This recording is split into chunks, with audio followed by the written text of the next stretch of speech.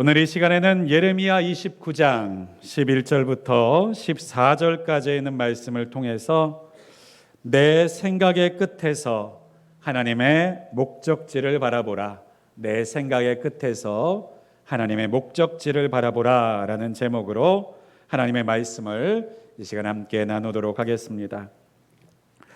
여러분, 혹시 두 늑대 이야기라는 이야기 혹시 들어보신 적 있으신 분들이 있을지 모르겠습니다.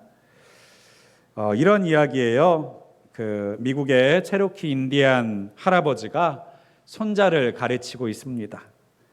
그 손자에게 이와 같은 이야기를 들려주고 있는 거예요. 내 안에서 싸움이 벌어지고 있단다. 두 마리의 늑대가 벌이고 있는 끔찍한 싸움이지. 그 중에 한 놈은 악이라고 하는 것이야. 이 놈은 화, 시기, 질투, 슬픔, 후회, 그리고 자존심과 우월감, 자아와 같은 것이지. 또 한 놈은 선이라고 하는데 그 놈은 기쁨, 평화, 사랑, 희망, 그리고 진실함과 친절, 그리고 믿음이다. 이와 같은 똑같은 싸움이 내 속에서도 일어나고 있단다. 물론 다른 모든 사람 속에서도 일어나고 있지. 그리고 일어서는 할아버지를 향해서 이 아이가, 손자가 묻습니다. 할아버지, 그러면 어떤 늑대가 이겨요? 그러자 이렇게 대답합니다. 내가 먹이를 주는 쪽. 아마 들어보신 적이 있으신 이야기일 것 같습니다. 그렇습니다. 우리가 마음 가운데 품는 것을, 어떤 것에 우리가 더 마음을 쏟고 마음을 두고 우리의 마음 가운데 머무르냐에 따라서요, 그 어떤 마음이 이기는지에 대한 이야기, 지혜를 담고 있는 이야기예요. 그런데 여러분, 물론 이것이 세상에 지혜를 주는 정말로 통찰력이 있는 이야기이기는 하지만 이 이야기가 완전한 이야기가 아닌 이유는요, 여러분, 그렇다고 해서 우리가 먹이를 주는 것, 그것을 우리가 마음대로 결정할 수 없을 때도 많기 때문이에요. 먹이를 이쪽에 줘야 된다는 것을 알지만 정말 우리의 현실은 무엇입니까? 우리가 먹이를 주고 싶은 곳에 먹이를 줄 수 있는 능력조차 우리에게 없다라고 하는 것이 우리가 현실에서 마주하고 있는 문제다라고 하는 것이죠. 선에 우리가 먹이를 줘야 된다는 것을 왜 모르겠습니까? 선하고 착한 일에 우리의 마음을 쏟아야 된다는 것을 우리가 모르는 사람이 어디 있겠습니까? 그리고 그렇게 하고 싶지 않은 사람인들 얼마나 있겠습니까마는 그게 우리 마음대로 되어지지 않는다는 것이 우리 현실과 삶의 비극인 것이죠. 그렇습니다. 그러나 중요한 것은 바로 우리의 생각이 어디에 머무르냐가 우리의 인생과 우리의 열매를 결정짓는데 중요한 역할을 한다는 것은 이 이야기를 통해서 결코 부정할 수 없는 진실일 것입니다. 그렇습니다. 우리가 어떤 생각을 품고 어떤 생각에 머물러 있느냐가 우리의 삶을 결정하게 된다라고 하는 것이죠. 예전에 2000년 되기 전에 한 영화가 있는데요. 그 영화의 제목이 인생은 아름다워라고 하는 영화였습니다. 이탈리아 영화였던 걸로 기억하고 있는데요. 이 인생은 아름다워라고 하는 제목과는 다르게 그 영화의 내용은 굉장히 비극적이었어요. 2차 세계대전 때에 한 유대인이었던 아버지가 자신의 어린 아들과 함께 포로 수용소에 갇히게 되는 이야기였습니다.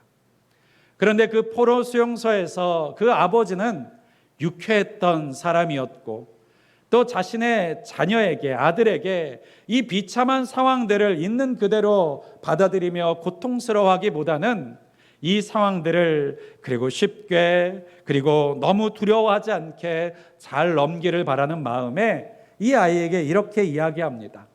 이제부터 너의 생일 선물을 위한 게임을 할 거야. 이곳에서. 그리고 이곳에서 그 게임에서 점수를 따서 1000점을 받으면 너는 생일 선물로 탱크를 받게 될 거다. 이와 같은 이야기를 하고 그 수용소의 생활을 시작합니다. 다른 사람들은요, 그 수용소의 비참한 생활로 인하여서요, 초조하고 두려운 삶으로 인하여서 한 명 한 명 죽어나가는 그곳에서 이 아버지와 그 아들은요, 마치 게임을 하듯이 하루하루를 보내는 거예요. 그러는 가운데서 주변에 있었던 사람들도 이 아이가 믿고 누리고 있는 그 동심을 깨트리지 않고 싶어서 함께 협력하고 도와주기 시작합니다. 그리고 마지막에 이 아들은요, 마침내 그 수용소를 떠나서 이제 그 수용소를 해방시키기 위해서 다가오는 연합군의 탱크를 보고 이렇게 외칩니다. 내 생일 선물이다. 여러분, 이 아이를 바라보면요, 우리가 볼 때 현실을 모르는 어리석은 아이라고 손가락질할 수 있겠습니까? 우리는 이 아이의 마음보다는 그 아버지의 마음을 더 생각하게 될 것 같아요. 현실은 힘들고 어렵지만 그것을 즐거워하며 기뻐하며 마치 게임을 하듯이 재미있게 지나보내고 감당해 나아가기를 원하는 것, 그것이 바로 부모의 마음, 아버지의 마음인 것이 틀림없습니다. 또 한 가지 그 영화를 통해서 정말로 감격스럽게 보았던 것 중에 하나가 무엇이냐면요, 이 수용소의 생활을 게임이라고 생각하면서 그 아이가 보내니까 그 수용소의 비참함과 끔찍함과 절망을 잊어버리고 지내게 된다라고 하는 것입니다. 그렇습니다.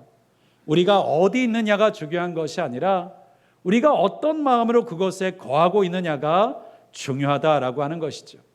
아무리 좋은 곳에 거하고 있어도 우리의 마음과 심령이 고통스럽고 비참함 속에서 지내고 있다면 우리의 환경이 아무리 좋은 곳이 있을지라도 그것은 우리에게 좋은 것이 될 수 없어요. 그러나 초가삼관 그리고 가난한 집 가운데 거할지라도 우리의 마음에 즐거움이 있고 기쁨이 있다면요, 그것은 우리를 행복하게 만드는 공간이며 우리의 인생과 삶 속에서 잊을 수 없는 복된 장소가 될 수밖에 없다라고 하는 것이죠. 그렇습니다. 이처럼 우리 안에 담고 있는 생각이 얼마나 중요하고 신비로운지요. 여러분, 하나님께서는 우리의 마음을 정말로 신비하게 창조하셨어요. 우리가 지난 과거를 바라보면서 살면 우리는 현재에서 과거를 삽니다. 우리가 미래를 바라보면서 살면 우리는 현재 미래를 경험하면서 삽니다. 그렇습니다. 우리 몸은 분명히 현재에 머물러 있는데 우리의 생각이 어디 있느냐에 따라서 우리의 마음은 과거에 있기도 하고 현재에 있기도 하고 미래에 있는 것처럼 살아가기도 한다라고 하는 것이죠. 그래서 성경에는요, 이 생각과 마음의 중요성을 이렇게 표현합니다. 무릇 지킬 만한 것보다 무엇을 지켜라? 마음을 지켜라. 이 마음이 무엇입니까? 생각인 것이죠. 생각을 지켜라 라고 하나님께서는 우리에게 분명히 말씀하고 계시다는 것입니다. 특별히 오늘 본문에 있는 이야기는요, 예레미야 29장의 이야기를 잠깐 정리해 보면요, 이 생각이 얼마나 중요한지 그 생각에 은혜를 베푸시기 위한 하나님의 음성이 담겨져 있습니다. 특별히 오늘 본문의 예레미야의 배경은요, 이스라엘의 남유다가 이제 나라의 끝을 바라보고 있는 때였습니다. 나라가 약해지자 당시의 강대국이었던 바벨론은 이 남유다를 공격하고 몇 번이고 쳐들어오게 됩니다. 그때마다 많은 포로들을 사로잡아 자신의 나라로 끌고 갔습니다. 어떤 사람들이 끌려갔을까요? 왕궁에 있는 귀한 사람들, 그리고 기능공과 토공들처럼 기술을 가진 사람들, 똑똑한 사람들을 다 사로잡아서 자신들의 나라의 노예로 끌어갔습니다. 특별히 그 가운데서는 우상 숭배로 가득했던 남유다 가운데서도 하나님을 향한 신앙과 믿음을 지켰던 경건한 사람들조차도 포함되어져 있었습니다. 그 중에 하나가 바로 다니엘과 같은 사람, 에스겔과 같은 사람들이었죠. 그들이 낯선 바벨론 땅에 끌려와서 하루하루 기약 없는 삶을 살고 있을 때 예루살렘에 남아있던 선지자였던 예레미야를 통해 당시에 바벨론으로 사신으로 왔던 왕의 사신들의 편지를 전달해 주는 일이 있었습니다. 그것이 바로 오늘 본문의 예레미야 29장의 일이고, 예레미야 29장에 쓰여진 내용들이 무엇이냐? 바로 예레미야의 편지에 쓰여져 있었던 그 내용이 바로 오늘 29장에 기록되어져 있는 것입니다. 특별히 이 이야기는 4절에서 이렇게 시작하고 있습니다. 만군의 여호와 이스라엘 하나님께서 예루살렘에서 바벨론으로 사로잡히게 하게 한 모든 포로에게 이같이 말씀하시니라. 그러니까 이 편지를 받는 사람들이 누구예요? 포로로 사로잡혀서 바벨론에서 지금 종생활하고 있는 이들에게 보내주시는 하나님의 음성이에요. 쓰기는 예레미야를 통해서 쓰여졌던 편지였지만 누구의 음성과 말씀입니까? 하나님의 음성, 하나님의 메시지였다는 거예요. 그런데 이 메시지가 어떤 내용이었느냐? 5절 이하에 있는 말씀에 보면요, 간단하게 요약해 드리면 이러십니다. 너희가 이제 바벨론의 포로로 사로잡혀 갔으니까 돌아올 생각하지 말고 거기서 남자는 장가 들고 여자는 시집 가고 그곳에서 가정을 이루어서 살아갈 계획을 세워라 라고 하는 이야기예요. 여러분, 그렇습니다. 너희가 가족을, 고향에 처자들을 두고 왔지만 이제 다시 만날 생각을 하지 말고 그곳에서 새로운 가정을 꾸리고 그곳에서 살아갈 계획을 세워라 라고 지금 말씀하셨다는 거예요. 왜 그렇습니까? 10절에 그 이유가 나오는데요, 앞으로 70년 동안 이곳에서 포로 생활을 해야 되기 때문이다 라고 말씀하고 계시는 거예요. 이와 같은 경험을 우리나라에서도 하신 분들이 계십니다. 저 광복되고 6.25 전쟁이 터지기 전후에 북한에서 살던 많은 분들이 남한으로 월남하신 분들이 많이 계셨어요. 그런데요, 그분들이 처음에 월남을 할 때는요, 다시는 고향에 돌아가지 못할 거라고 생각하고 내려오신 분들은 거의 없었다라는 이야기를 들었습니다. 그랬으니까 때로는 온 가족이 내려오지 않고 자신의 아들만, 자신의 딸만 내려보내기도 했던 것이 아니겠습니까? 몇 년 뒤면 다시 만날 수 있겠지, 이 혼란과 어려움들이 가시면 다시 볼 수 있겠지라고 생각하면서 내려왔던 분들이 이제 지금까지 80년에 가까운 세월까지 얼굴을 보지 못하는 상황이 된다는 것을 그 당시에 어느 누가 상상이나 할 수 있었겠습니까? 만약 알았다면 그렇게 헤어지지 않았겠죠. 그렇게 떨어지지 않으려고 했겠죠. 그런데 이스라엘 백성, 남유다의 포로로 잡혀온 이들도 마찬가지입니다. 하나님께서 금방 돌아오게 해주시겠지, 금방 우리를 회복시켜 주시겠지라고 생각하면서 끌려갔는데, 이제 그 소망만을 가지고 있었는데 하나님께서 말씀하시는 거예요. 너 거기서 더 오래 있어야 된다. 돌아올 생각하지 말고 거기서 자리 잡고 살아라 라고 말씀하시는 것이 누구의 말씀인 거예요? 하나님의 말씀이셨다라고 하는 것입니다. 그곳에 포로로 잡힌 어느 누가 그러한 음성을 기대했겠습니까? 그러한 소리를 듣기를 바랬겠습니까? 게다가 생각해 보세요. 70년이면요, 그 포로로 사로잡혔던 사람 중에서 제일 젊었던 사람이라고 한다면 10대 후반에서 20대 초반쯤 되지 않았겠습니까? 그러면 그 사람들이 70년 뒤면 몇 살이 되는 거예요? 90이, 80이, 90이 되는 거 아닙니까? 요즘에도 8, 90이면 어디 가는 것이 힘든데, 여러분 70년 뒤에 그나마 건강한 사람들이나 얼마나 고향으로 돌아가는 것이지, 이 얘기는 너희 대부분은 고향에 못 돌아간다라고 하는 이야기로 들려지는 하나님의 선포가 아니겠습니까? 정말 청천벽력과 같은 소식이 아니겠습니까? 게다가 그 가운데서는 끝까지 하나님을 향한 신앙과 믿음을 지키면서 하나님을 향한 충성을 지켰던 경건한 사람들의 입장에서는요, 우상을 섬겼던 사람들은 그렇다 치고 나한테는 왜? 라고 하는 질문이 나오지 않았겠습니까? 하나님, 나는 내 마음을 지켰는데, 내 중심을 지켰는데 나는 우상에게 무릎 꿇지 않았는데 왜 저들과 같이 이곳에서 그와 같이 고향에 돌아가지 못하고 가족과 생이별을 해야 되는 이 일을 겪어야만 하겠습니까? 라고 하는 절망을 경험하지 않았겠습니까? 그런데 그러한 메시지를 듣고 있는 남유대 포로들과 사람들에게 오늘 11절에 있는 말씀을 하나님께서 더하고 계십니다. 우리 11절 말씀을 함께 한번 읽어볼까요? 11절 함께 읽겠습니다. 여호와의 말씀이니라. 너희를 향한 나의 생각을 내가 아나니 평안이요 재앙이 아니니라. 너희에게 미래와 희망을 주는 것이니라. 아멘. 이 말을 간단하게 말하면요, 쉽게 말하면 이것입니다. 잘 될 거야. 잘 될 거야.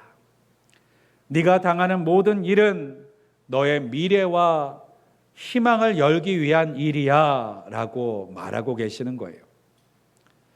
여러분, 우리가 편안한 자리에서 이 성경을 읽으면 그렇구나, 역시 하나님은 다 계획이 있으시네 라고 생각하면서 믿음으로 받을 수 있겠지만, 여러분, 생이별을 했던 남유다의 포로들이 듣기에는요, 이 말만큼 허무해 보이고 말도 안 되고 붙들 수 없을 것 같은 이야기가 어디 있겠습니까?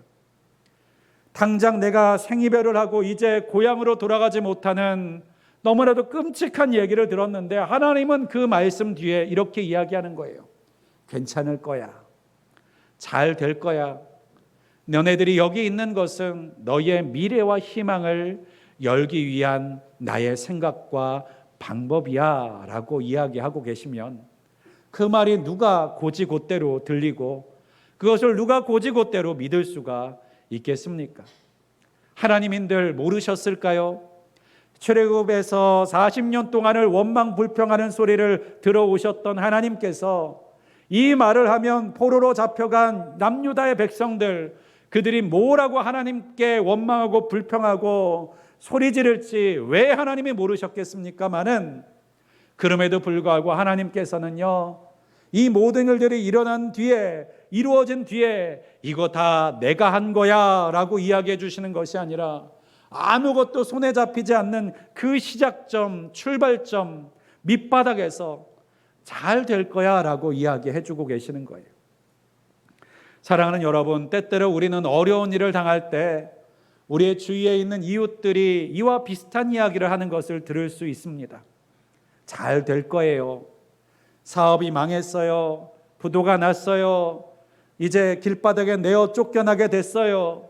직장을 잃었어요. 내 자녀와 내 가정에 너무나도 힘든 일들이 생겨서 소망이 없어요. 그런데 어느 누가 내 이웃이 찾아와서 잘 될 거예요. 잘 될 거예요 라고 말하면요, 여러분 감사하시던가요? 보면 입으로는 감사합니다 라고 하시는데 속으로는 별로 안 감사하신 것 같더라고요. 왜 그렇습니까? 그 말이 공감되지 않으니까요. 그 말이 내 마음 가운데 납득되지 않으니까요. 하나님의 말씀도 마찬가지였습니다. 지금 내 현실을 보니까, 내 상황을 보니까, 아니 상처에 소금 뿌리는 것도 아니고 더 안 될 얘기를 지금 하시는 하나님의 말씀을 들으면서 이게 잘 될 거라고, 이게 형통할 거라고, 이걸 통해서 내 미래와 내 희망이 열릴 거라고 라고 누가 기대할 수 있겠어요? 그러나 우리가 그 결과를 알고 있습니다. 하나님께서는요, 우리가 이해할 수 없지만 하나님께서는 분명히 그 일을 행하셨다라고 하는 것을요. 우리는 그 뒤에 일어날 일들을 다 알지 못하였지만 하나님께서는 그 뒤에 반드시 그 말하신 것을 이루어 주셨다고요. 그럼 여러분, 하나님께서 조금 지혜로우시다고 생각한다면 다 이루신 다음에 이게 내가 했다라고 말씀하시면 되는 거 아닙니까? 왜 굳이 이때 찾아오셔서 그들이 받아들일 수도 없는 이야기를 이들에게 들려주고 계시는가요? 그것은 그들에게 소망이 필요했기 때문입니다. 희망이 필요했기 때문이었어요. 아무것도 가지고 있지 않는 그들 가운데 낙심하고 절망하여 이제 내일을 살아갈 소망을 잃어버린 그들에게 하나님은 다시 살아가고 일어날 소망을, 미래를 그들에게 보여주시기를 원하셨다라는 거예요. 현재만을 바라보고 있는 그들을 향해서 하나님은 그들 앞에 놓여져 있는 미래를 끌어다가 그들을 마음과 귀에 들려주시더라라고 하는 것입니다. 사랑하는 여러분, 우리가 어려운 일을 당할 때 그 어려운 일이 우리에게 더 고통스러운 이유가 무엇입니까? 내가 이 어려운 일들을 이렇게 힘들고 어렵게 당했는데 그 당한 모든 일들이 아무 소용없는 일이 될까 봐, 나의 인생에 아무 유익이 없을까 봐, 아무 쓸모없는 시간이 될까 봐, 그리고 무익한 시간이 될까 봐, 그것이 우리가 어려움과 고난 속에서 겪게 되는 두려움이 아니겠습니까? 고생은 그렇게 했는데 아무 소용없을까 봐, 기대는 그렇게 했는데 아무런 응답과 위로가 없을까 봐 우리가 두려워하는 것 아니겠습니까? 아무리 좋은 이야기를 들어도 힘을 내지 못하는 이유가 아니겠습니까? 그런데 거짓말하지 않으시는 하나님께서 오늘 이렇게 말씀해 주셨던 거예요. 내 생각은 재앙이 아니라 평안이다. 그리고 나는 너희에게 미래와 희망을 열어주려는 것이다 라고 말씀하셨다는 것이죠. 구체적인 방법이 무엇입니까? 바로 15절 이하에 있는 말씀을 통해서 보면요, 하나님께서는요 이렇게 말씀하셔요. 첫 번째가 무엇이냐? 16절에 보면 다윗의 왕좌에 앉은 왕과 이 성에 사는 모든 백성, 예루살렘이죠. 예루살렘 성에 사는 모든 백성이 너희와 함께 포로되어져 가지 아니하는 너의 형제들에게 이것에 말씀하셨는데요, 어떤 일이 있을 것이라는 것입니까? 칼과 기근과 전염병을 보내서 그들이 심판받게 될 것이라는 거예요. 여러분, 그들이 포로로 사로잡혀 왔는데 그 포로로 사로잡혀 온 것이 나에게는 최고의 불행이고 절망이고 비참한 일이라고 생각했는데 하나님께서는 지금 뭐에 비유하여 말씀하고 계시는 거예요? 마치 소돔과 고모라에서 그 롯과 그의 딸들을 끌어내시는 것처럼 멸망당할 곳에서 너희를 내가 끌어낸 것이다 라고 말씀하고 계시더라는 거예요. 내 불행의 자리가 나를 구원하시고 살리시기 위한 하나님이 끌어내신 자리였다는 거예요. 내가 힘들고 고통스러운 이 자리가 하나님께서 나를 다시 살아나가게 하시기 위한 하나님께서 끌어다 놓으신 생명의 자리라고 말씀하고 계시는 것입니다. 여러분, 롯이 소돔 땅을 떠날 때 얼마나 비참합니까? 모든 재산 다 놓고 왔어요. 모든 친지와 가족, 중간에 아내조차 잃었어요. 그런데 그 소돔 땅에서 나온 그 롯과 그 두 딸은 생명을 보존하고 다시 살게 되고 다시 민족을 이루게 되었던 것을 우리는 알고 있습니다. 하나님께서 왜 이스라엘 백성들을 바벨론으로 끌어내셨다는 거예요? 그들을 다시 한번 시작하게 하시려고요.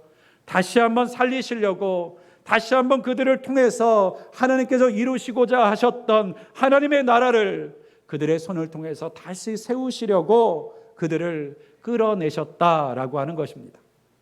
사랑하는 여러분, 때때로 우리는 우리가 원하지 않는 곳에 가게 됩니다.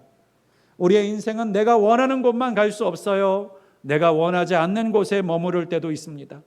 그러나 그곳을 우리가 잘 살펴보면 하나님의 말씀 앞에서 우리가 하나님의 생각으로 우리를 가득 채우면 그곳이 우리를 다시 시작하게 하는 곳, 나를 회복하는 곳, 그리고 다시 한번 하나님 앞에 온전하게 서게 하는 곳으로 하나님께서 사용하실 수 있다는 사실을 여러분 꼭 믿으실 수 있기를 주님의 이름으로 간절히 축원드립니다. 이와 같은 생각이 왜 중요할까요? 특별히 우리가 잘 아는 헬렌 켈러라고 하는 분이 있습니다. 눈이 보이지 않고 귀가 들리지 않는 사람이죠. 어려서부터 보지도 못하고 듣지도 못하고 말하지 못한 이 여인이 세계 역사에 불후의 이름을 남기게 된 것을 우리는 알고 있습니다. 그런데 이 헬렌 켈러가 했던 말 중에 이런 말이 있습니다. 행복의 문 하나가 닫히면 다른 문 하나가 열립니다. 그러나 우리는 닫힌 행복의 문을 너무 오랫동안 바라보고 있기 때문에 지금 막 열릴 문을 보지 못하고 있습니다 라고 하는 이야기예요. 그렇습니다. 저는 이것이 정말 하나님의 일하시는 말을 대변하는 정말로 영적인 말이라는 생각이 들었습니다. 하나님은 모든 것을 막으시는 분이 아니라 한 곳을 닫으시면 한 곳을 여시는 하나님이심을 믿으실 수 있기를 간절히 소망합니다. 하나님은 우리 모두를 둘러싸서 죽이려는 분이시 아니시라 우리를 살게 하시려고 우리를 생명의 자리로 이끌어 가시고 몰아가시는 하나님이신 것을 믿으실 수 있기를 주님의 이름으로 축복합니다.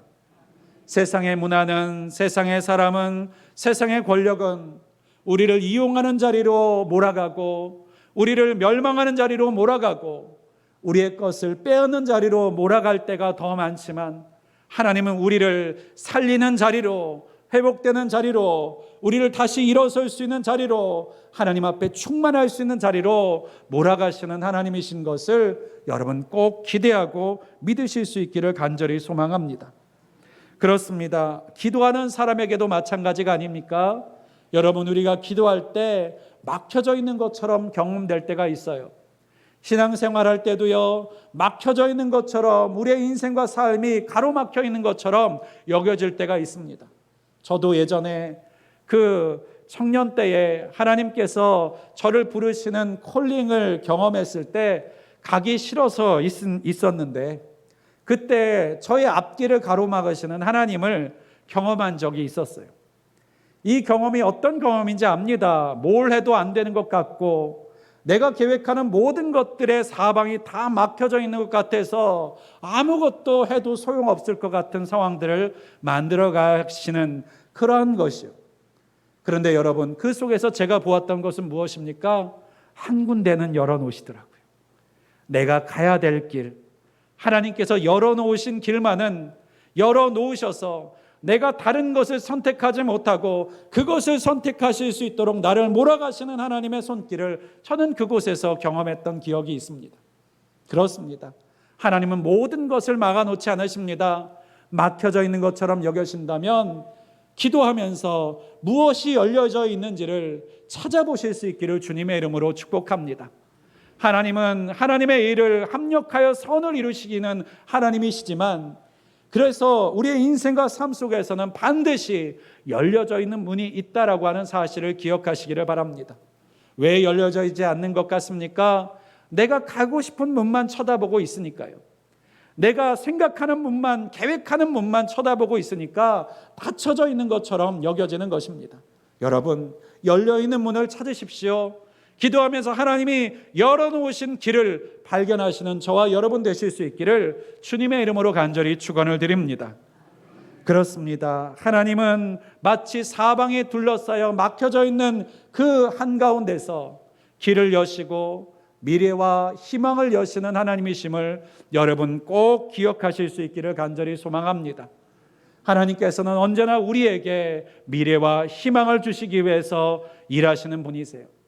때때로 그 속에서 우리는 어려움과 고통과 비참함을 경험하게 될 때도 있지만 그것조차도 사람의 생각으로는 이해할 수 없고 사람의 계획으로는 계산이 나오지 않지만 하나님은 그것을 통해서 또한 우리의 인생과 삶의 미래와 희망을 열고 계시다는 것을 여러분 꼭 믿으실 수 있기를 축복합니다.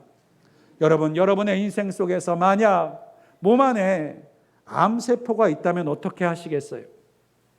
이 암세포가 있다면 여러분 어떻게 하시겠어요? 그 암세포가 생겨나게 된 이유를 우리는 다 알 수 없을지도 모릅니다. 유전일 수도 있고요. 내 생활 방식 때문일 수도 있고요. 때로는 나를 힘들게 만들고 스트레스 받게 만든 누군가 때문일 수도 있고 그 원인과 이유는 다양할 수 있습니다만 이 암세포의 문제를 치료하려면 어떻게 해야 되는 거예요? 수술을 해야 되는 것 아닙니까? 여러분, 수술이 아프다고 수술하지 않으면 어떻게 되는 것입니까? 암세포와 함께 죽는 것이지요. 여러분, 암수술은 무서운 것이지만 암수술을 할 수 있다는 것은 생명임을 여러분 기억하실 수 있기를 간절히 소망합니다. 우리의 인생과 삶도 마찬가지입니다. 손댈 수 없는 상황 가운데 있는 것이 평안이 아니라는 것이죠. 우리가 고쳐야 될 것을 하나님께서 고치고자 손대시는 것이 생명임을 여러분 기억하실 수 있기를 바랍니다. 우리를 아무 일 없이 살아가게 하시는 것이 평화가 아니라 우리의 문제를 끄집어내시고 그것을 바꾸고 변화할 수 있는 기회를 주시는 것이 바로 생명의 길, 우리의 미래와 그리고 희망을 열어 나아가시는 하나님의 방법이시라는 것을 여러분 꼭 믿으실 수 있기를 주님의 이름으로 축복합니다. 특별히 우리로 예수 그리스도를 믿게 하시는 하나님의 섭리가 얼마나 놀라웠습니까? 여러분, 요즘 같은 경우에는 예수를 믿을 때 바라는 것이 참 많습니다. 이것도 해주셨으면 좋겠고, 저것도 잘 되게 해주셨으면 좋겠고, 내 자식 공부도 잘했으면 좋겠고, 좋은 대학도 들어가고 좋은 직장도 갔으면 좋겠다. 여러분, 요즘 하나님께 바라는 것들이 참 많으시죠? 여러분, 근데 50년대, 60년대 때만 한번 돌이켜서 생각해 보십시오. 그때 우리 부모님들은 뭐라고 기도하셨을까요? 이런 기도 아마 없었을 겁니다. 어떤 기도 있었겠어요? 내일 먹을 것 좀 있었으면 좋겠습니다. 내 아들, 딸이 굶지 않았으면 좋겠습니다. 여러분, 이와 같은 기도가 그분들의 기도였던 시대가 있었다라고 하는 거예요. 우리는 가지면 가질수록 달라고 구하는 것들이 점점 많아지면서 하나님이 주지 않으시는 분처럼 때로는 원망하고 우리의 계획과 뜻대로 일해 주시지 않기 때문에 오히려 우리의 인생을 가로막고 우리의 인생에 방해하시는 하나님처럼 오해하면서 살아갈 때가 많이 있지만, 여러분, 하나님께서는 그러한 기도 가운데서 어떻게 이 나라와 민족을 축복하셨습니까? 열어주셨잖아요. 그리고 채워주셨잖아요. 우리는 이 역사를 통해서 하나님의 일하심을 지금 보고 있는 것이 아닙니까? 게다가 우리가 이러한 풍요함과 넉넉함만을 가지고 우리가 하나님께서 축복하셨다고 말할 수 없는 것이, 하나님은 이 모든 것보다 가장 큰 것을 주시는 분이 아니십니까? 여러분, 예전에 예수 믿던 분들이 교회에 오면 복 받고 부자 된다고 생각해서 오셨을까요? 물론 그런 분들도 있으셨겠지만 예전에 있는 분들의 믿음과 신앙이 더 순수하고 순전하셨어요. 뭐만을 바라면서 신앙생활 하십니까? 천국 가는 거, 천국 가는 거. 이 땅 가운데 고생해도 좋습니다. 내가 정말로 때로는 힘들고 어려워도 괜찮습니다. 그러나 천국 가게 해주십시오 라고 하는 믿음을 가지고 신앙생활 하셨던 분들이 과거에 얼마나 많으셨습니까? 삶이 힘들어도 내게 주실 천국을 바라보면 이겨나갈 수 있을 때가 있었고, 내가 삶이 모든 일들 가운데 궁핍하고 어려운 것처럼 보여도 나를 불러주신 하나님의 나라 천국을 바라보면서 이겨낼 수 있었던 때가 우리의 부모님의 세대 때, 신앙의 때였다는 것을 우리는 부인할 수 없을 것입니다. 우리는 그 천국의 소망과 천국의 약속을 품고 있으면서도 오히려 영적으로 지금 더 가난하게 살고 있는 것 아닙니까? 더 궁핍하게 살고 있는 것 아닙니까? 더 모자라고 없다라고 말하면서 부정적인 온갖 생각에 사로잡혀서 살고 있지 않습니까? 사랑하는 여러분, 주님께서 우리에게 주신 그 복을 세워 나아가는 복된 인생을 사실 수 있기를 주님의 이름으로 축복합니다. 우리의 생각에서 우리가 받지 못한 것만을 생각하며 하나님과 씨름하는 인생이 아니라 내게 주신 것을 생각하면서 그것이 더 풍성해지는 것을 경험하는 신앙이 되실 수 있기를 주님의 이름으로 축복합니다. 말씀을 정리하고자 합니다. 우리의 인생과 삶에 우리가 할 수 있는 것을 바라보면 언제나 끝을 만나게 되기 마련입니다. 그러나 하나님은 우리의 끝에서도 여전히 하나님께서 우리에게 말씀해 주시는 것이 무엇이에요? 나는 아직 끝나지 않았다. 여기가 나는 너에게 계획한 끝이 아니다 라고 말씀하시더라는 것입니다. 포로로 사로잡혀서 소망이 없을 유대 백성들에게도 하나님은 말씀하시고 계시는 거예요. 끝이 아니다. 나는 너에게 지금 끝을 말하고 있지 않다. 나는 너희에게 희망과 미래를 말하고 있다라고 말씀해 주시고, 그것을 붙들고 하나님께서 약속하신 그 때를 인내하며 달성하며 도착할 수 있기를 원하는 주님의 음성이 오늘 우리의 귀에도 들려질 수 있기를 주님의 이름으로 축복합니다. 내 삶의 처소, 나의 현재의 모습에 내 시선을 두지 말고 하나님의 목적지에 우리의 시선을 두실 수 있기를 주님의 이름으로 축복합니다. 내가 끝이라고 여기는 곳에 내 시선을 두지 말고 하나님께서 목적하시는 그 목적지를 바라보시는 저와 여러분 되실 수 있기를 주님의 이름으로 간절히 축원드리겠습니다. 기도하겠습니다. 전능하시고 분명히 살아계신 하나님 감사합니다. 세상의 사람들은 경제가 어렵고 정치가 혼란스럽고 나라와 민족 가운데 무엇을 어떻게 해야 될지 알지 못하는 상황 가운데 처할 때에 끝이다, 끝이다, 하나님 온갖 부정적인 말로 말하며 의욕과 힘을 잃어버리고 살아가는 수많은 사람들을 보여줍니다. IMF 때도 그랬고 또 카드 대란이 일어나 온 가정의 경제적인 것들이 무너졌을 때도 그렇고 우리의 인생에는 순간순간마다 마귀와 사단이 우리의 마음과 생각을 무너뜨리기 위한 수많은 방법들을 우리에게 가지고 옵니다.